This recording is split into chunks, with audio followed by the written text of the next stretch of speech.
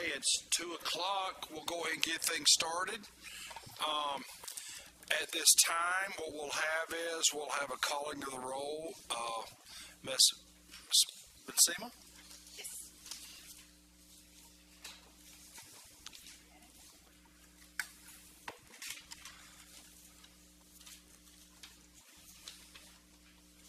And most of you should have the agenda already, what we'll be discussing today. And then we get done. In my closing comments, I'll kind of mention our path forward as to what we're expecting to be, not only what we want to see in the next few meetings, but the end result of what the commission does when we report in January. So, Rebecca, you want to call the roll? Yes, sir. Prince Chestnut. Will Barfoot. Chris England. Robert Stewart. Senator Stewart will be here eventually. Director Ward. Here. Commissioner Ham. Here. Ken Boswell.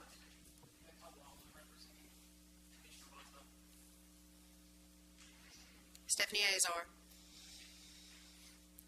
Nancy Buckner. Stan Landers representing Commissioner Buckner. Thank you. David Walters. Here. Sam Adams. Here. Sir, Workforce Secretary or Veteran Affairs Commissioner?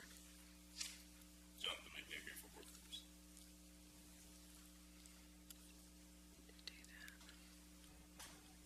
Anybody from the VA?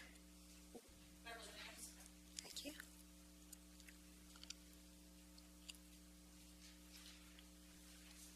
Tricia Melberg.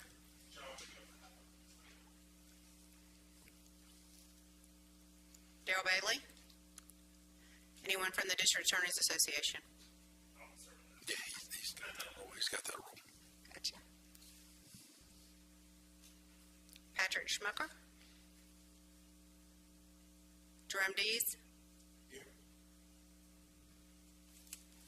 Judge Jordan. Is there anyone from the Judges Association?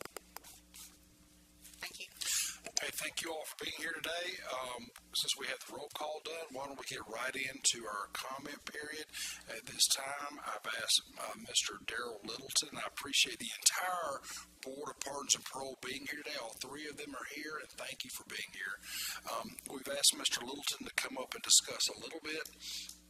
One, how the parole process, pardon process works, but also two, we've had some questions from citizens and folks asking about any kind of disparity in how it balances out on racial issues. So at this time, I'd like to ask Mr. Littleton to come forward and maybe just discuss a little bit about how that process works and what goes into it.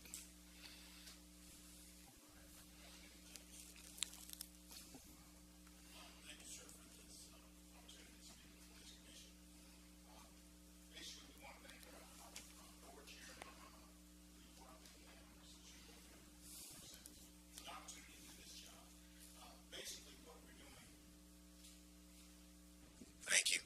All right. Pardon me. Thank you. Basically, what we do is we look at the parole files that come before us that are prepared by the Bureau, and we look for possibilities to move these folks forward into another position, which is onto the parole process. Frankly, 95% of everyone that's under the jurisdiction of Commissioner Ham is going to see a parole of some sort. So we have to prepare ourselves, and the Bureau actually has to be prepared to take care of these folks once they are released and moved on. So what we look at is, as far as with our new PrEP program, is developing a plan and a vision for these individuals who are paroled and give them some safety nets and some guidance and some understanding, and try to treat anything that may prevent them from being successful on parole. And, you know, that being mental health, drug addiction problems, job placements, anything that we can do to make them successful on parole. That's what we want to do by sending them to the PrEP program. And we appreciate what the Bureau is doing as far as helping us grow the possibility of giving people an opportunity on parole through the PrEP program. And I guess I'm going to go ahead and step out on a limb. It needs to grow. We see a lot of individuals that need assistance, and the one way we can give them that assistance is through preparation prior to actually hitting the streets on parole. Any questions, sir? Any questions from the commission? Go ahead. Can you walk through a little bit exactly what all the components of the PrEP program are, again, if you don't mind? Yes, sir. Basically, from what I understand and from what we've seen as the PrEP program has grown, once we parole them through the parole board process, they will leave the DOC and actually go straight to PrEP. And from PrEP, they will be assessed for any of the needs that they have. Say you have an individual that is, in other words, prepared for parole, but they need some substance abuse treatment. Well, once they're assessed at PrEP, they will go through a substance abuse program and help them deal with that. Let's say they have an issue with job placement, needing some job skills. Well, PrEP does the same thing. We can find their skills and put them in tune with what they can do and get them in with the 2-year college system and get them some job skill training. One of the biggest things we've seen is, and I explain this a lot with my legislative friends, is in short, what you have to do is you have to base your programming based upon the need. Too often, I think in government, what we do is we do our programming based upon what we think is good.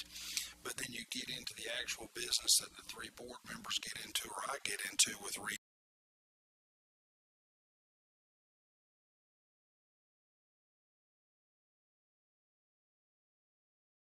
and you find out, no, that's not what they need. They need the drug treatment folks, and we tailor the programming at PrEP based upon what you need as an individual, not just a cookie-cutter approach.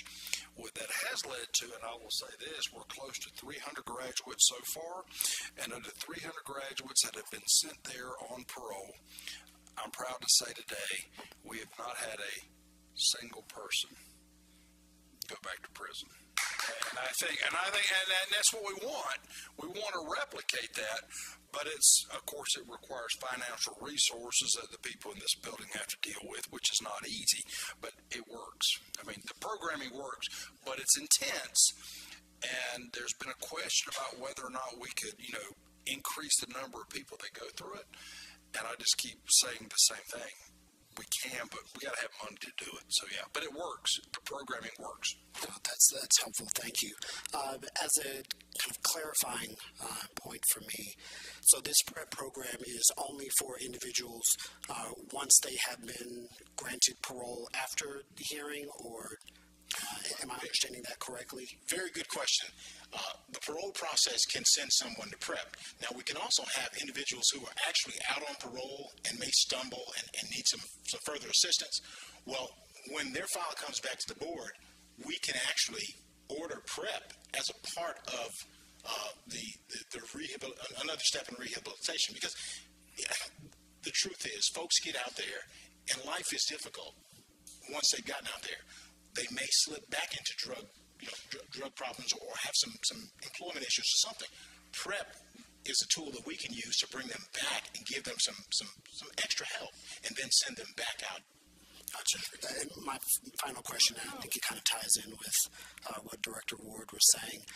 It sounds like it has been an incredibly successful program, and I understand that resources may be an issue as far as the expansion that you were talking about. Has there been any discussion or ideation around making individuals who, as they are coming up on their kind of parole hearing date, making them eligible for that PrEP program before they come before the hearing board, just kind of in anticipation of that? Well, sir, what we're seeing in a lot of the interviews with the institutional parole officers, the word is out that PrEP is available, and you have some candidates who are looking at it and they say, I'd be interested in prep. And that's a good thing because the word is spreading. Now, what we do as a part of the parole process, there's a lot that goes on past the cover page of that file. You see the cover page, the name, and what happened. But if you keep working your way through the file, you'll see that they may have had some issues or may need some education, may need some other things.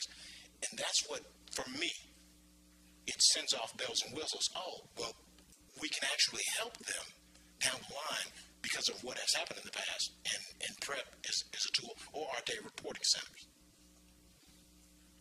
Thank you for that articulation. It just sounds like, and I may be misunderstanding, but it sounds like an absolutely incredible program that's done a great job of making sure that individuals are not recidivating and coming back into the system. And so it seems like if the resources were available for more of the ADOC population as individuals get to the point where it's time for that parole hearing, that it might be a good idea to use that as a prep for them before they get to that stage to ensure that they become truly eligible and are no longer a potential threat. It's an outstanding program. And I think one of the things I've seen is everyone talks about, they have different theories, but I would say this, I think you're seeing the board, all three board members, committed to granting more people parole to go to a facility where they know there's going to be a substantial reentry effort, substantial rehabilitation effort. So I think the more of these we can provide, the better we are. We're also seeing this a lot with our judges. You're seeing a huge increase. So a lot of people don't realize that 80% of the population that we oversee on Bureau of Pardon and Parole is, quite frankly, is probationers. And it's 14% are roughly our parolees. So I think the judges, the board, all together at the same time are seeing the same thing, that, hey, if we got a successful program we can send them to, we'll do it. We just don't want to send you out with no programming. Am I correct on that, Darrell? Yes, sir, that is correct. We got to have good programming, or else we're doing numbers games. We're shuffling numbers. We're not actually doing successful reentry. That's correct. That's correct. Thank you. Thank you, sir. Thank you, Darrell. Yes, sir. Thank you. Any other questions? Yeah, questions.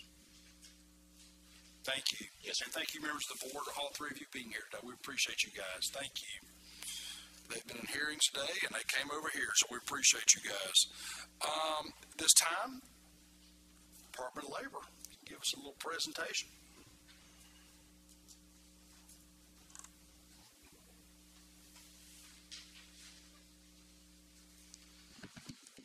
Thank you, Director Ward. I'd like to start out by saying my extensive history and knowledge of this goes back to a couple hours before the last meeting when I told I was attending that one. So over the past month, I've had the wonderful opportunity to have conversations. And I've taken a lot from the conversations I've been able to have. The first conversation I was able to have was with our previous presenter, Ronald McKeithen. And we all know Ronald's story. We're very touched by it. And I was able to have an extended sit-down conversation with him at our Second Chance Job Fair put on by District Attorney Danny Carr in Birmingham. So I was there in attendance as a member of labor workforce. And we had a chance to sit down and really talk about a lot of the in-depth issues that are facing people that are going back out into the world. And knowing that I had this day coming up, I'm absorbing all of my conversations and thinking, what am I going to use from these conversations in this meeting today?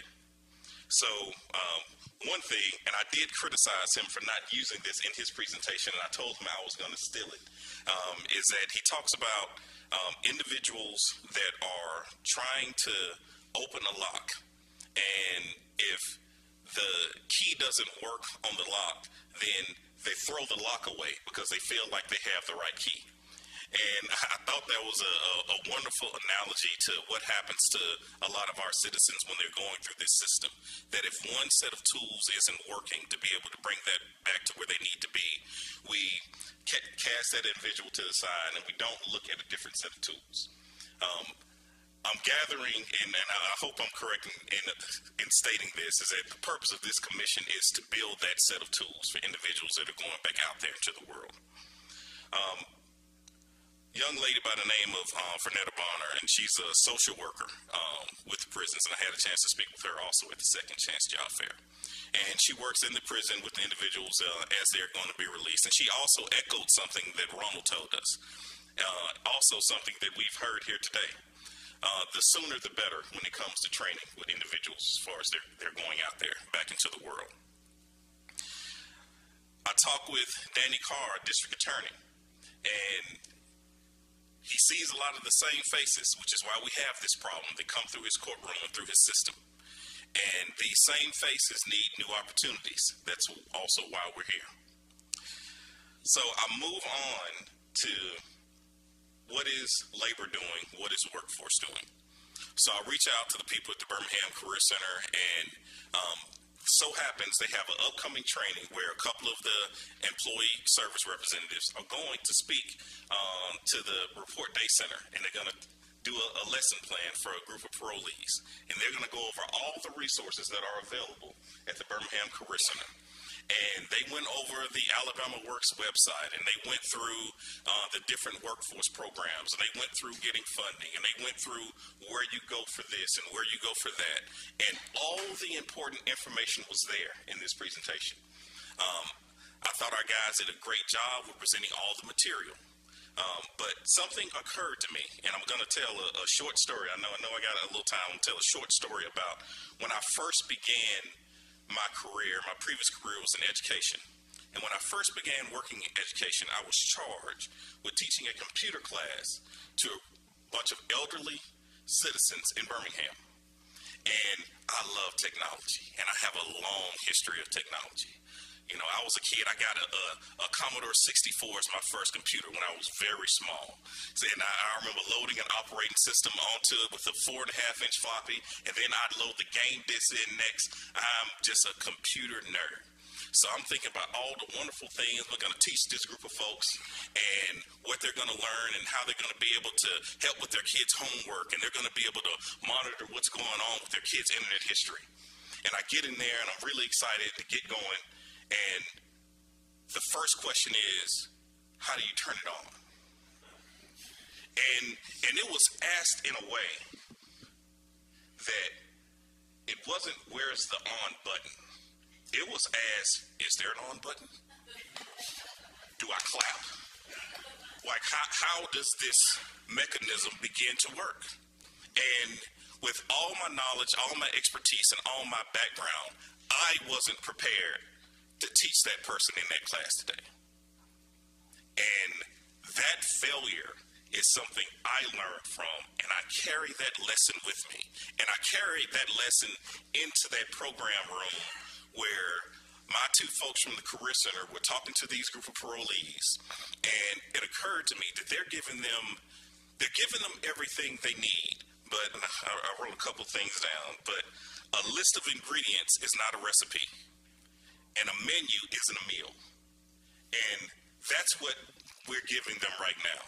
It's excellent that we're in the room. And we're excited to have our hands on these folks.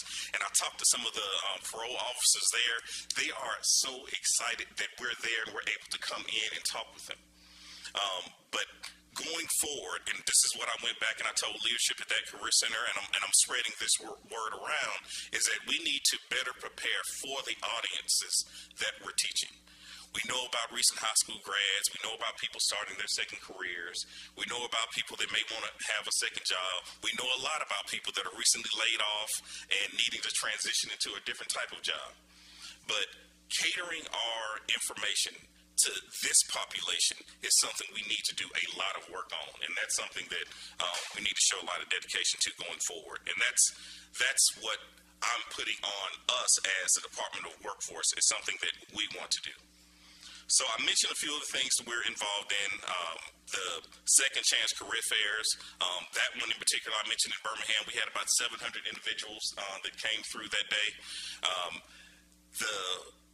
The mystery of what happens to them after that, it's in the fog.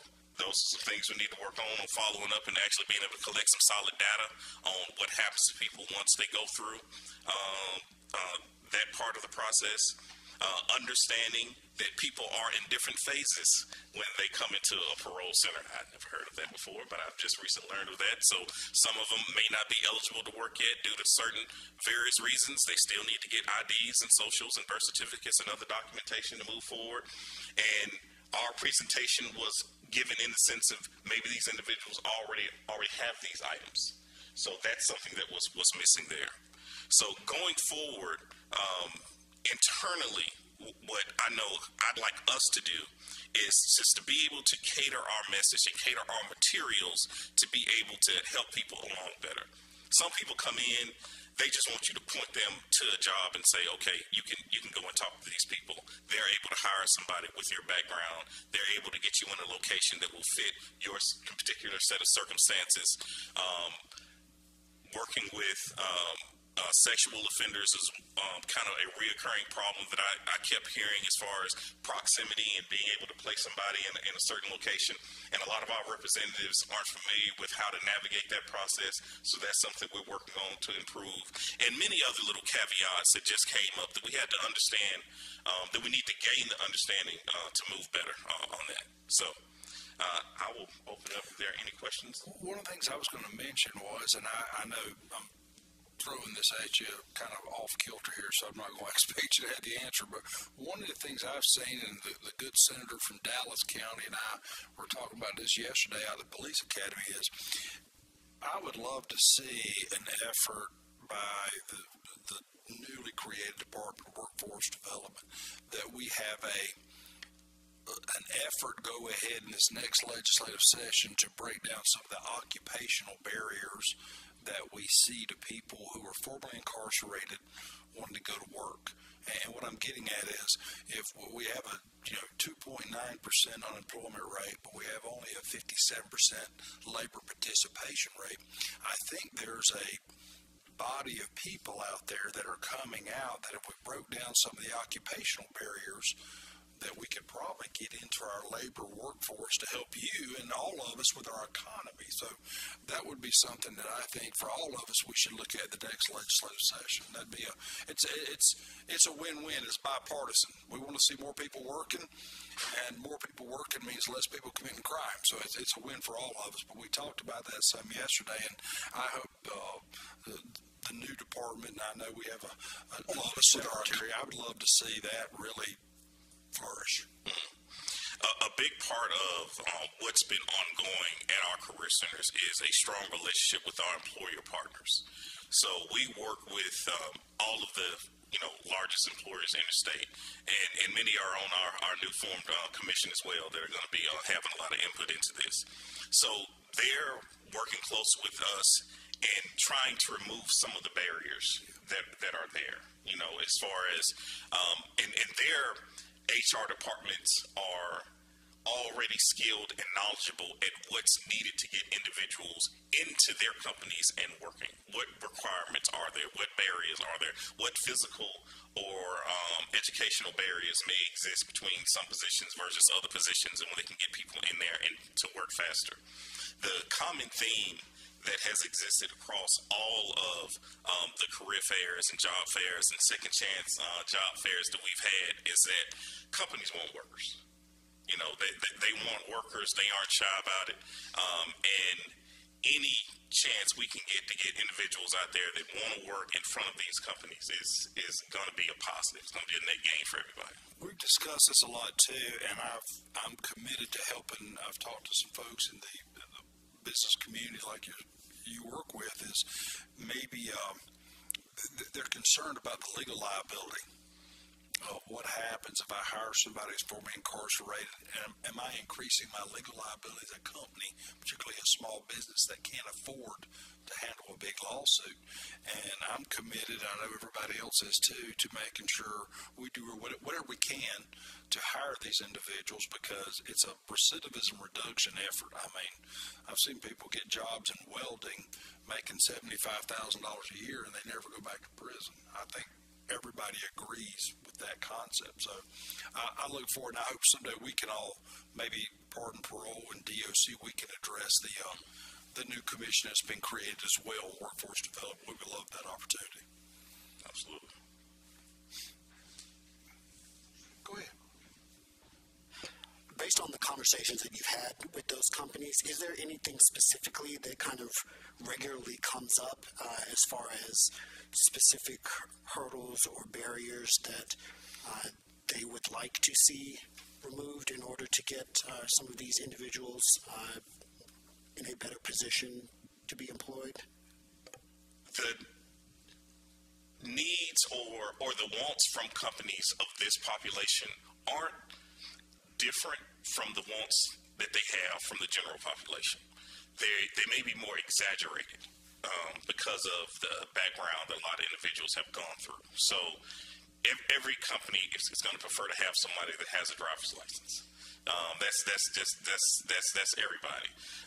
So we're dealing with a population that they're going to be a much larger proportion of them that don't have that driver's license.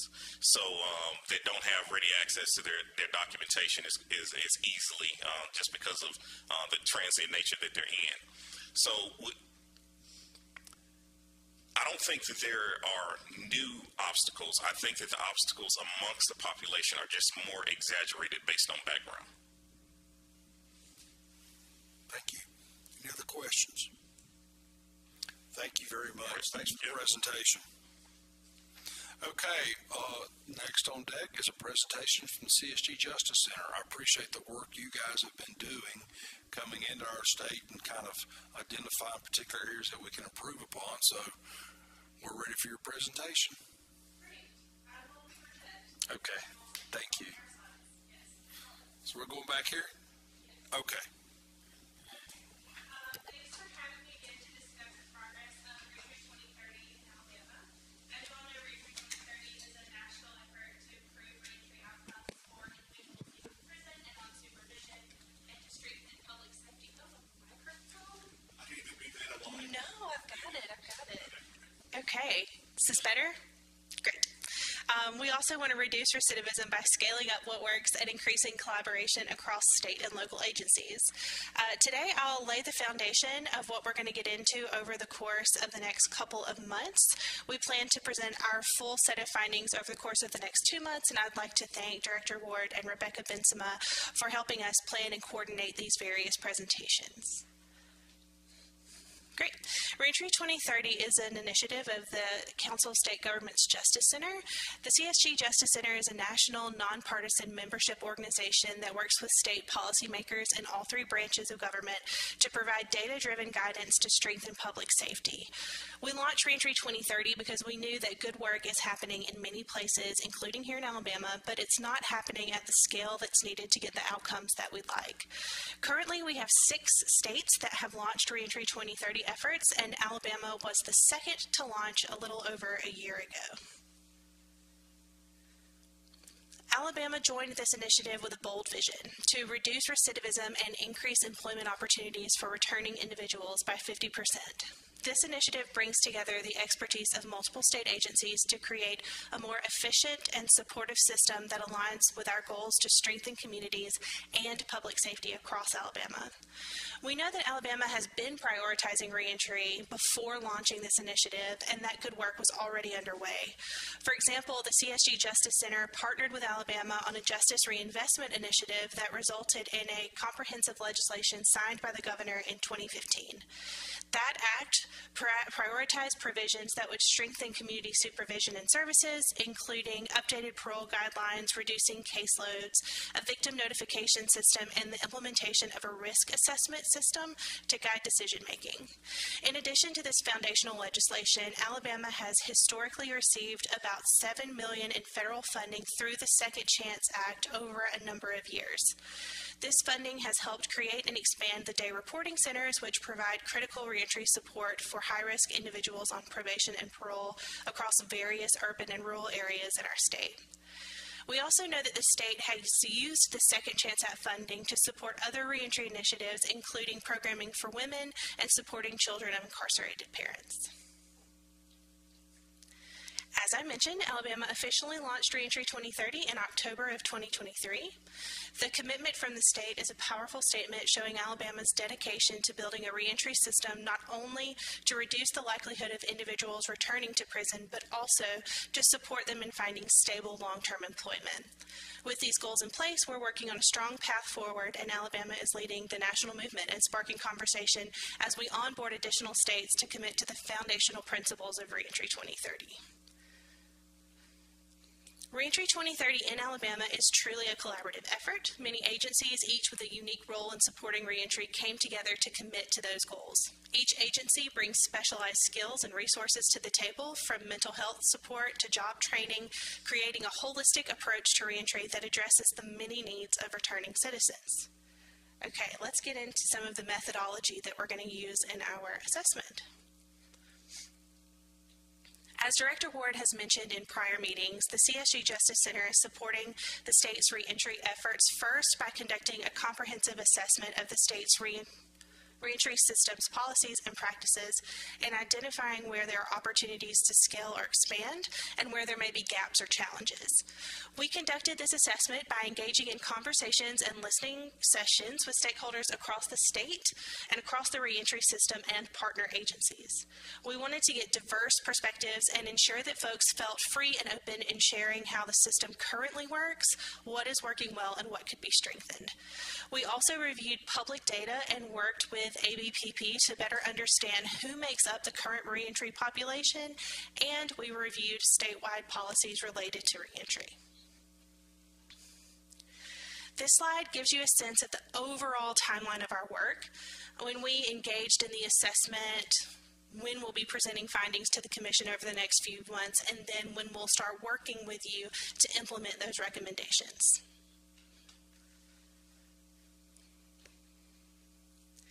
Our key findings come directly from conversations with people impacted by the reentry system, those on the front lines like probation and parole officers, and individuals going through reentry. We talked to state agencies working with the reentry population and overseeing programming, reentry providers and treatment providers, as well as behavioral health agencies, employers, and many more. And again, I'd just like to extend a huge thank you to everyone who opened their doors and rooms and Zoom rooms to us to have these meetings over the course of the last few months. We tried to make sure that our conversations were diverse and representative of the state. I personally was able to visit the Perry County Prep Center and speak with some of the residents there. I also participated in our community listening session in Birmingham, but my colleagues, who you may know and remember, Nina Solomon, Nicole Jarrett, and Megan Pfeiffer, have been working really diligently across the state for most of the year. The dark green on this slide represents the people that we talked to in that physical location, and the lighter green represents the communities that those people and organizations serve. We also reviewed some reentry input and outcome data, working with the ABPP team to look at a variety of indicators and measures to better understand the current reentry population. This also included data mapping conversations with data staff to better understand the state's current capacity and what data is currently being collected. We wanted to learn where there are gaps and challenges in collecting, tracking, and analyzing reentry data, and we will share key findings in this area with the Commission as well. Today, I'm just teasing the data. We're going to have our data experts join you for the intense questions.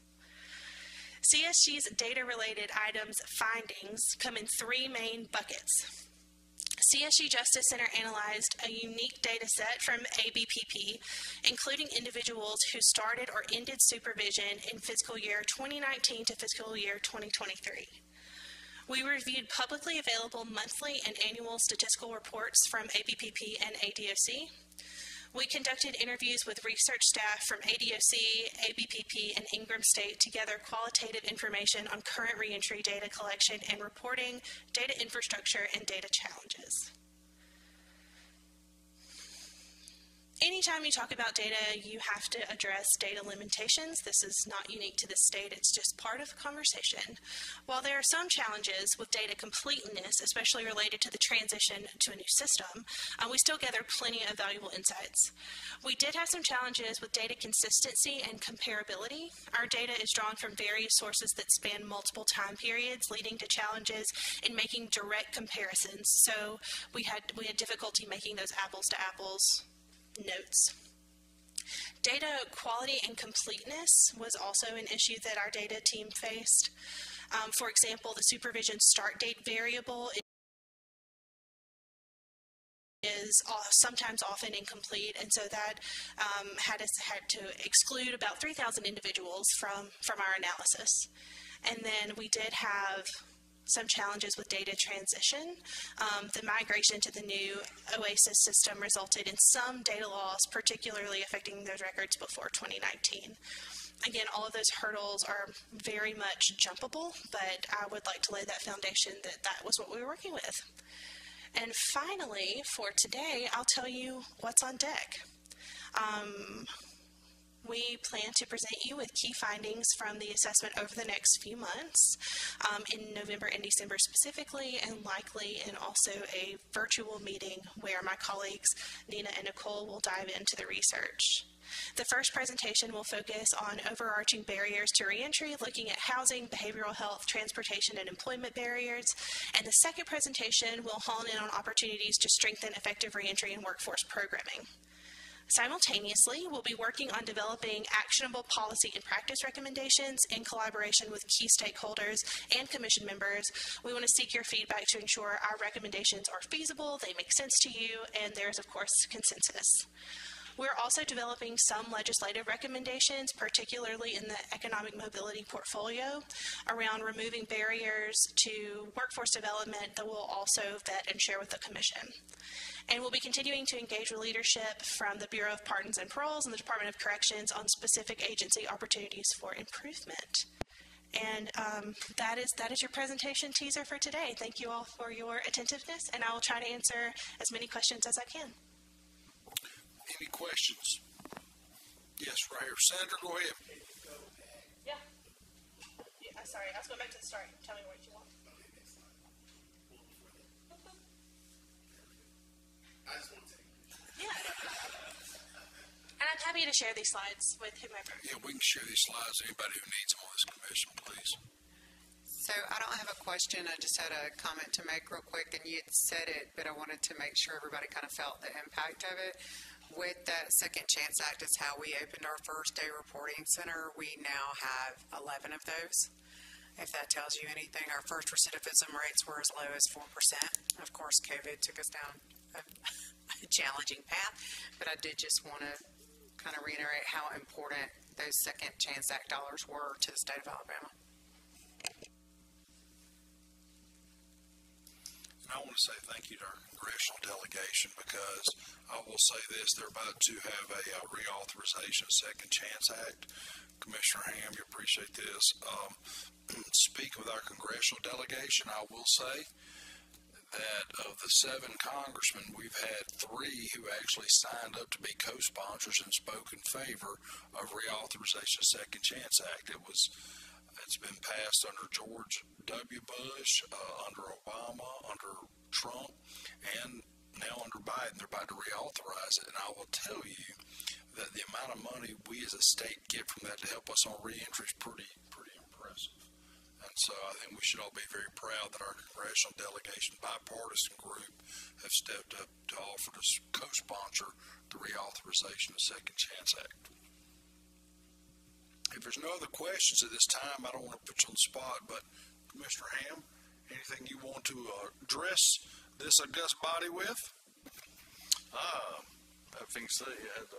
Had my meeting last week. Your meetings are a lot more fun than our meetings. So I'd rather be in this meeting than yours. That's exactly right. So I don't have anything. Just proud to be part of the commission, and we have a lot of reentry. Lots talked about parolees and stuff, but we EOS hundreds a year. So we're looking to improve our efforts as well. So just glad to be part of the commission and see where we can go. So kind of going forward, before we have comments from each members up here today, one of the things we're looking at is we'll continue to have presentations from our friends at CSG analyzing what's working and what's not working according to their studies. But then what we will have is we'll start having, as we get more and more toward the January time frame, is we'll have more and more folks discussing what our goals are, what if any legislation we want to see or rule changes we want to see going forward to help accomplish our reentry goals. I do think the work that CSG, I love the work that CSG does, because they come in and tell us, hey, by the way, this works, and you may think this works, but it really doesn't work. That data collection helps us a lot. So that's kind of our goal going forward. I do think we'll have a longer, am I correct, a CSG presentation our next meeting? Yes, there are going to be a series of them, and they will all be longer than what I just shared. Yes. And John, I'm going to try to keep them within my Cam Ward rule of I don't like long meetings. I like conversations, but not long meetings. We'll try to rein that in just a little bit. But then also, I think we're wanting to hear more from Ingram State, because the great work they do both at Department of Corrections and Pardon and Parole. And we'll have a few groups speak, but of course we want to hear your findings, and then we'll have some series of working meetings open to the public that would involve what kind of bills we want to come with to improve reentry success rates going forward. I think that'll be our goal going forward, but that may require me to break my rule a couple times, so we'll probably have to meet a little bit longer in November and a little bit longer in December and January. So my apologies for that, but if we want to get our work done in time, we'll have to do that. It's worth the call. That's right. Did you have a question? Yes, sir. Yeah, thank you, Kim. Jesse, great presentation. I thought you did a wonderful job. So just a follow-up question. Where does Alabama stack up compared to other states that's doing this type of work from your experience? Great question, and I will say that not every state is as willing to just open their doors for this kind of intensive assessment. From data sharing to meeting with residents to meeting with staff, Alabama has been absolutely incredible in just the amount of access and information that we can take in, which honestly is why we've had to extend our presentations out to be over the next 3 months. We really pushed for a 2-hour meeting today, and we did meet very hard head up against Director Ward's rule. But I think that is really what makes Alabama special, is that we have opened our doors to self-assessment and self-scrutiny, and we are learning so much about what is really, really working, from the day reporting centers to the prep centers, and then we're also learning where we can see some additional improvement and challenges that the state's facing. So just holistically, big national picture, Alabama is allowing access, and that's a huge step that not a lot of other states take. Yeah. Is there some best practices out there from other states that we can certainly learn from? Yeah, there are 2 things I would bring up. One, Alabama is working on, and I think Sam mentioned it the last time we met, access to vital records for people who are reentering their communities, whether that's through probation, parole, or whether that's EOS. Just making sure people are ready to step out of prison knowing who they are and where they can go. And then the second thing we're seeing pop up across the country is a need for older adult reentry. Our prison populations are aging really rapidly, and states are working to find ways to help people who are a little bit older, who may not be as, even technologically savvy. Like, you can get a job doing welding if you understand how to weld, but you still may have to apply online, and then how do you access or use a computer? So filling in some of those gaps too. Thank you. Any other questions? Yes, sir. Yeah.